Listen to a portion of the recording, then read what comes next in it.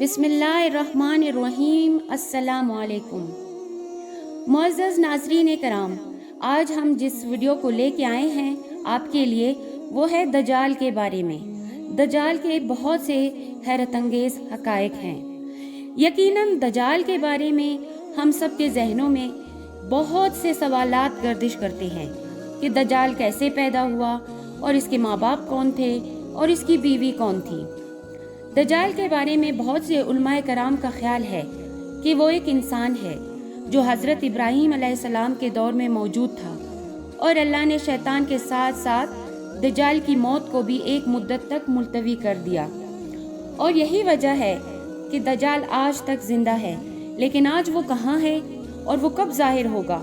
تو اس کے بارے میں حدیث سے یہ ملتا ہے کہ دجال کو ایک نامعلوم جزیرے میں قید کیا گیا ہے جس کا علم اللہ کے سوا کسی کو بھی نہیں ہے۔ متعدد علماء کے مطابق دجال کا ٹھکانہ جاپان کے شیطانی سمندر میں ہے، جبکہ صحیح مسلم کی ایک روایت کے مطابق دجال کا خروج مشرق سے ہوگا۔ بہت سی حدیث میں ملتا ہے کہ دجال قوم یہود سے ہوگا اور اس کے پیروکاروں میں زیادہ تر یہودی ہی ہوں گے۔ اگر عیسائیت کی لوک داستانوں کو سنیں تو ان میں دجال کا ذکر کچھ اس طرح سے ملتا ہے کہ دجال ایک ایسے گھر میں پیدا ہوگا جس گھر کے رہنے والے انتہائی نیک اور ایماندار ہوں گے۔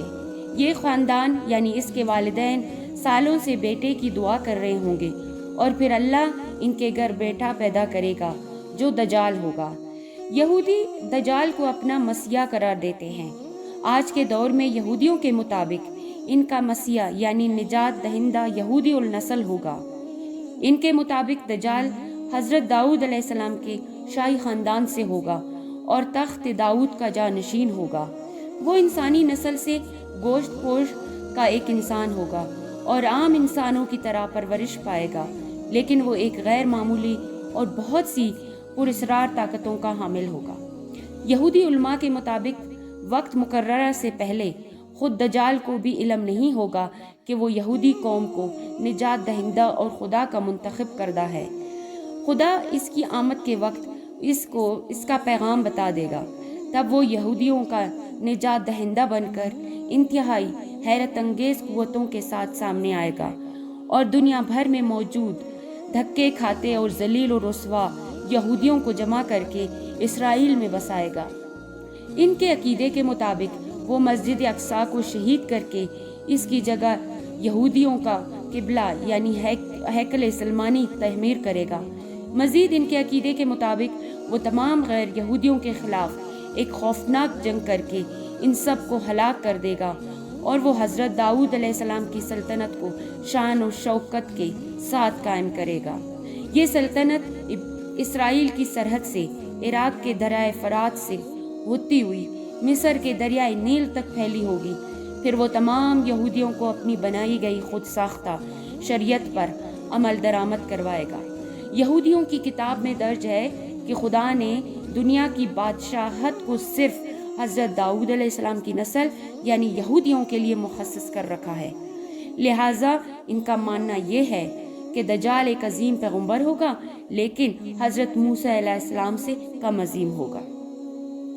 جبکہ ان کا مزید کہنا ہے کہ ساری دنیا دجال کی عقل و ذہانت اور طاقت کی وجہ سے اس کو بادشاہ تسلیم کر لے گی، اور دنیا کے سارے مذاہب ختم ہو جائیں گے، صرف یہودیت باقی رہے گی۔ اب آپ کو واضح ہو چکا ہوگا کہ یہودی دجال کے بارے میں کیا سوچتے ہیں، لیکن یہودیوں کے اس نظریے کے برعکس ہمارے پیارے آقا محمد صلی اللہ علیہ وآلہ وسلم نے 1400 سال پہلے ہی بتا دیا تھا۔ یہودی دجال کو اس کی طاقتوں کی وجہ سے اپنا آقا اور رہنما مان لیں گے۔ اب پتہ چلتا ہے کہ وہ ایسا کیوں کریں گے۔ لہٰذا آج دنیا میں جتنی بھی بد امنی ہے وہ یہودیوں کی جانب سے اس لیے پھیلائی جا رہی ہے کہ جلد از جلد اپنے مسیح کو دنیا پر حکمران دیکھنا چاہتے ہیں۔ اسرائیل کا قیام بھی دجال کے استقبال کی پہلی باقاعدہ تیاری کی وجہ سے ہے۔ یہودی دجال کو ایک خوبصورت اور خوبرو نوجوان مانتے ہیں، لیکن اسلام کے نزدیک دجال ایک بدصورت اور کانا شخص ہوگا۔ اس کے بال گھنگریالے ہوں گے جیسے اس کے سر سے سانپ لٹک رہے ہوں۔ اس کی اس کی رنگت سرخی مائل سفید ہوگی، اس کی پیشانی اور گردن میں بہت زیادہ چوڑی ہوگی، اس کا قد چھوٹا ہوگا اور کمر میں کب ہوگا، اس کے باوجود بہت طاقتور ہوگا، وہ عام انسانوں کی طرح نہیں چل سکے گا۔ دجال ایک مرد ہوگا اور اولاد پیدا کرنے کی صلاحیت سے محروم ہوگا، اس کی پیشانی پر دونوں آنکھوں کے بیچ کافر لکھا ہوگا۔ ایک دفعہ امام برزنجی نے دجال کے نسب کے بارے میں فرمایا تھا کہ دجال جنات پر قابو رکھتا ہے، جس سے جنات کی نسل میں شادی کی تھی، اور دجال کے آباء و اجداد کا تعلق حضرت سلیمان علیہ السلام کے دور سے ہے۔